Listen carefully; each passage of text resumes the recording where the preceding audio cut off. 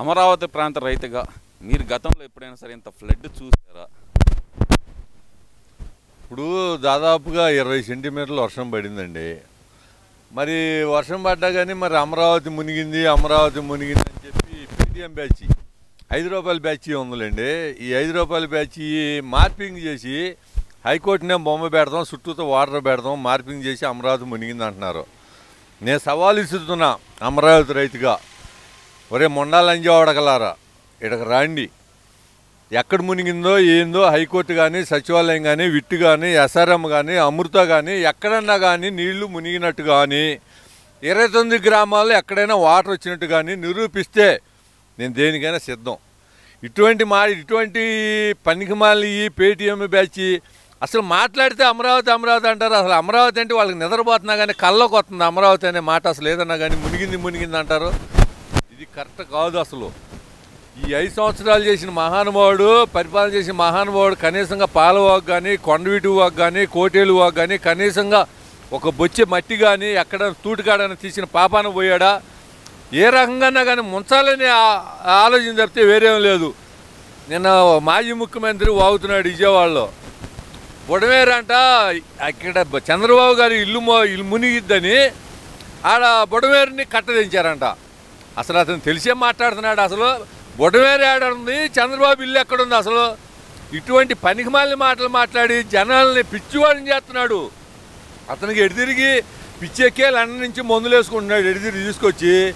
అసలు బుడమేరాడండి. బుడమేరుకను చంద్రబాబు ఇల్లుకి సంబంధం ఏంది? అసలు బుడమేరు ఈయన ఇల్లు మునిగిద్దని ఆడ బుడమేరు కట్టలు దించామంట. ఏం మాటలండి ఇవన్నీ? అసలు అసలు అనే మాటలేని అసలు వీడు ఏదైనా కానీ ఇప్పుడు పాలవా కానీ కొండవీడియో కానీ మునిగింది అంటున్నారు, హైకోర్టు మునిగింది అంటున్నారు. రమ్మని చెప్పండి ఎక్కడైనా కానీ. మరి అవన్నీ విజయవాడ మొత్తం మునిగింది అని చెప్పి ప్రభుత్వం మొత్తం ఆడుందిగా. 29 గ్రామాల్లో ఎక్కడైనా కానీ ప్రభుత్వ అధికారులు కానీ ఆడైనా వచ్చిన పాపాన ఉందా? మేము బ్రహ్మాండంగా ఉన్నామండి, స్వచ్ఛందంగా పనులు చేస్తున్నాము. నీళ్ళు ఎటుపోవాలి అని చెప్పి రైతు వారీగా మేము చూస్తున్నాము. అధికారులకు కూడా మేము సలహాలు సూచనలు చేస్తున్నాము. బంగారులాగా బాబు గారు కట్టింది కొండవీడి వాగు లిఫ్ట్ ఇరిగేషన్ ఉంది, 5 మోటార్లు వేస్తున్నారు, అది ఎత్తిపోతుంది. అమరావతి దాదాపు 20 సెంటీమీటర్ల చుట్టూతా మొత్తం మునిగినా కానీ ఎక్కడైనా జరిగినా కానీ అమరావతి స్వచ్ఛందంగా ఇంతవరకు వాటర్ అనేది లేదండి. పనికిమాలిన ఎదవలో పనికిమాలిన పోస్టులు పెడితే మటుకి అమరావతి రైతుల ద్వారా చెప్పు దెబ్బలే మీకు మిగులుతాయని నేను కోరుకుంటున్నానండి. నేను మార్నింగ్ న్యూస్, నిన్న సాయంత్రం న్యూస్, ఒక న్యూస్లో చూశాను. సాక్షి హైకోర్టు మునిగిపోయింది, సీడాక్సిస్ రోడ్డు మునిగిపోయింది, సచివాలయం మొత్తం జలదిగ్బంధంలో ఉంది. ఈ వార్తలు వస్తున్నాయి కదా, నిజమేనా ఇవి? అసలు నిజం కాదండి. వాళ్ళ మీద అసలు మామూలుగా హైకోర్టు సుమోటో తీసుకుని వాళ్ళ మీద కేసు పెట్టాలి. హైకోర్టు సుమోటోగా కేసు తీసుకోకపోయినా కానీ గవర్నమెంట్ అయినా కానీ వీళ్ళు తప్పుడు రాతలు రాసి తప్పుడు ప్రచారాలు చేశారు కాబట్టి వాళ్ళ మీద తప్పుడు కేసులు మామూలు కేసు పెట్టేసి వాళ్ళని మట్టికి కఠినమైన వాళ్ళ మట్టికి చేయాలండి. ఏదైనా కానీ ₹1,00,00,000 జరిమానా కానీ ఏదైనా కానీ చేయాలి. ఇటువంటి తప్పుడు రాతలు చేసి జనాల్ని పక్కదోవ పట్టేస్తున్నారు వాళ్ళు. ఇది చాలా కరెక్ట్ కాదు. అసలు మొన్న ఒకడు సాక్షి దాంట్లో చేపలు పడుతున్నారని చెప్పి పెట్టారండి. చేపలు పట్టేవాడు ప్యాంట్లు వేసుకుంటాడండి. ప్యాంట్లు వేసుకొని ఏదో వల్లాగా చూపించి ఇదిగో నీళ్లు పడుతున్నాం అని చెప్పి ఎక్కడో చూపించి మార్పింగ్ చేసి చూపిస్తున్నారు. అసలు మాకే ఆశ్చర్యంగా ఉందండి అమరావతి రైతులుగా. చేపలు పట్టేవాడు ప్యాంట్లు వేసుకుంటాడు ఎక్కడైనా కానీ. ఇటువంటి దుష్ప్రచారాలాగా ఇప్పుడు కొన్ని బోట్లు వదిలారండి. బోట్లు మామూలుగా అయితే కనుక ఉత్త బోట్లు కొట్టుకొస్తాయి. ఇసుక బోట్లు అండి అవి. ఇసుక పోసి కావాలని కుట్రపూరితంగా ప్రకాశం బ్యారేజీ మీదకి బోట్లు 3 బోట్లు పెద్ద బోట్లు వదిలారండి. అవి దిమ్మెలు పగిలినాయి. ఇది మట్టికి కుట్రకోణం ఉంది. వైసీపీ వాళ్ళ కుట్రకోణం గ్యారెంటీగా ఉంది. ప్రకాశం బ్యారేజీ దీని బాబు గారిని అప్రతిష్ట పాలు చేయాలని.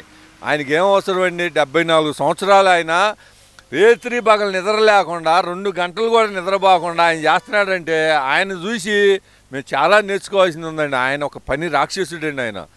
ఆయన అంత పని చేసి రేత్రి పగళ్ళు ఒక ముఖ్యమంత్రి అయ్యండి. కనీసం పక్కన సెక్యూరిటీ కూడా లేకుండా పక్కన పడవలతోటి ఆ వజాన్ని తిరుగుతుంటే దాన్నైనా సిగ్గు చేసుకోవాలా. ప్రతిపక్షంగా ఉండి ఎవడైనా కానీ మాజీ మంత్రులు కానీ ఎమ్మెల్యే కానీ కనీసంగా ఒక పులిహోర పట్టలు ఇచ్చారండి. వాళ్ళని ప్రజల్ని అక్కడన్నా పరామర్శించారా? పోలేదంటున్నారు. ఆయన విజయవాడలో ఉన్న కార్పొరేటర్లు కానీ ఎమ్మెల్సీలు కానీ అందరూ ఒక క్షేత్రస్థాయిలో పనిచేస్తున్నారని చెప్తున్నారు కదండి. ఒక పక్కన జగన్మోహన్ రెడ్డి నిన్న ఏం చేసింది? ఎవరు పలానాళ్ళు చేశారో పలానాళ్ళు ఇచ్చారని చెప్పి ఒక్కరితో చెప్పండి. ఈ జగన్మోహన్ రెడ్డి దగ్గర ఒక ఆమె చెప్పింది, ఏమంటే మాకు గవర్నమెంట్ దగ్గర నుంచి అన్నీ అందుతున్నాయి, మా పులిహోర పొట్లాలు కానీ ఏమైనా కానీ మాకు బాగా అందుతున్నాయి అంటే తోక ముడుచుకొని నవ్వుకుంటూ పోయాడు. ఆయన ముంగలే, ఆయనకే మాజీ ముఖ్యమంత్రి ముంగలే చెప్పింది ఒక ఆమె, మాకు ఇంతలోతు నీళ్ళు వచ్చినా కానీ ప్రభుత్వం మమ్మల్ని సహాయక సహకారాలు చేసిందని, మమ్మల్ని ఆదుకుందని చెబుతుంది. అయినా అతనికి సిగ్గు శరం ఏమీ లేదు. అతనికి ఏం లేదండి, ఆడ శవం ఉంటే ఆడ శవం దగ్గరకు వాలిపోతాడు, దాన్ని రాజకీయం చేస్తాడు, అంత తప్పితే వేరే ఏమీ లేదు. ఇప్పుడు ప్రతి బాబు గారు ఆ వయసులో కూడా రేతుని మగళ్ళ పడవలతో నీళ్ళల్లో ప్యాంటు మోకలోతు నీళ్ళల్లో కూడా తిరిగి ఆయనకు అంత అవసరం ఏందండి? అసలు ఆయనకు జరగబోదండి. ఆ వయసులో కూడా మంత్రులందరినీ ఇక్కడ తీసుకొచ్చేసి ప్రతి వాళ్ళని అందరిని తీసుకొచ్చి చేస్తున్నారండి. మళ్ళీ నిన్న ఒక న్యూస్ చూశానండి, కొంతమంది ఐపీఎస్ అధికారులని విఆర్లో పడేశారు. వాళ్ళని ఆ విఆర్లో పడేసిన వాళ్ళని ఆడే ఉంచేయగలిగి మళ్ళీ వాళ్ళని తీసుకురావటం ఏందండి? ఇక్కడికి వాళ్ళని తీసుకొచ్చి చేసే పనులన్నీ చేయనీయకుండా, ఆహార పట్లాలు అందకుండా వాళ్ళు అడ్డుకుంటున్నారని చెప్పి మాకు తెలిసింది. వాళ్ళని అసలు ఎందుకు చేయాలి? వాళ్ళ మీద చర్య తీసుకోరు బాబు గారు. అసలు వాళ్ళ మీద చర్య తీసుకోవాలి. అసలు ఆ చర్య తీసుకోపోయారు, విఆర్లో పక్కన పడేశారు. వాళ్ళని అట్టగా ఉంచొచ్చుగా. పనిచేసేవాళ్ళు లేరా? ఆహార పట్లాలు అందించేవాళ్ళు లేరా? వాళ్ళని పెట్టేసి అభివృద్ధిని ఆటంకాలు కలిగించే అధికారులు మటుకి బాబు గారు కఠినంగా ఉండాలని చెప్పి నేను కోరుకుంటున్నానండి. ఇంకో విషయం, మరి ఈ ఫ్లడ్ మేనేజ్మెంట్ అనేది గడిచిన 3 రోజులుగా యంత్రాంగం మొత్తం అక్కడ విజయవాడలోనే కేంద్రీకృతమై ఉంది. మరి అమరావతి గ్రామం, అమరావతి రాజధాని 29 గ్రామాలు జల దిగ్బంధంలో ఉన్నాయని ఇందాక మీరు అన్నారు. ఎవరు వస్తారో రండి అని చెప్పి సవాలు అయితే విసురుతున్నారు మీరు. మరి ఇక్కడికి ఏ అధికారైనా పర్యటనకు వచ్చారా? లేదు ఒక మంత్రి గారు పర్యటనకు వచ్చి పైన చేశారా వాళ్ళు? అసలు ఉంటేనే కదండి ఏడు, అసలు ఏమైనా ఊళ్ళు మునిగి ఎవడన్నా నీళ్ళల్లో ఉంటేనేగా. ఇప్పుడు అధికారి రావడానికైనా ఏడన్నా, ఇప్పుడు పేదవారికైనా మామూలు వాళ్ళైనా కానీ ఫ్లడ్ వచ్చేసి ఏమైనా కష్టాల్లో ఉంటేనే వాళ్ళు రావడానికి. ఇప్పుడు మా దగ్గరికి రావాల్సిన పని ఉంది, బ్రహ్మాండంగా ఉండ బాగానే జరుగుతుంది. మేమే వాళ్ళని చూసి మేము ఏ సహాయం చేద్దామా, ఏ రకంగా వాళ్ళని ఆదుకుందామనే ఆలోచనతో అమరావతి రైతులు ఉన్నారండి ఇక్కడ. మామూలుగా అమరావతికి అసలు ఎక్కడ నీళ్లు లేదు, వాటర్ లేదు.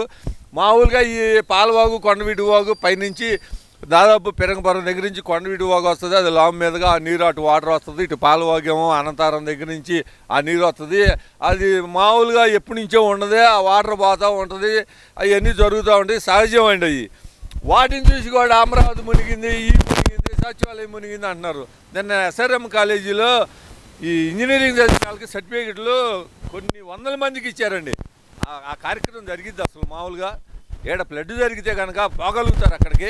సర్టిఫికెట్లు ఎట్లా ఇచ్చారండి వాళ్ళకి? మరి కొన్ని వందల మందికి ఎస్ఆర్ఎం కాలేజీలో. ఇవన్నీ పనికిమాలిన ఏదో పనికిమాలిన మాటలు ఇవన్నీ ఏం లేదండి. వాళ్ళు నిద్రపోతా కూడా అమరావతి కళ్ళలోకి వస్తుంది. తిట్టకూడదు కానండి. నేను ఒకడు అంటున్నాడు కమరావతి అంటున్నాడు. ఒరే ఎదవల్లారా, ఇది కమరావతి కాదురా, ఇది ఎస్సీ నియోజకవర్గం రా బాబు. మేము చెప్పి మాకు గొంతంతా పోతుంది. ఇది ఎస్సీలు ఉండే నియోజకవర్గం రా నాయన, ఎస్సీలు ఎక్కువ ఉన్నారు.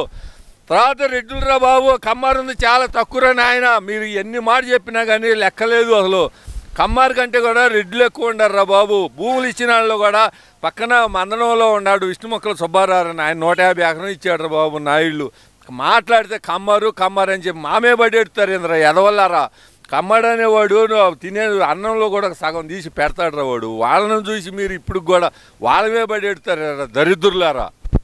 Thank you.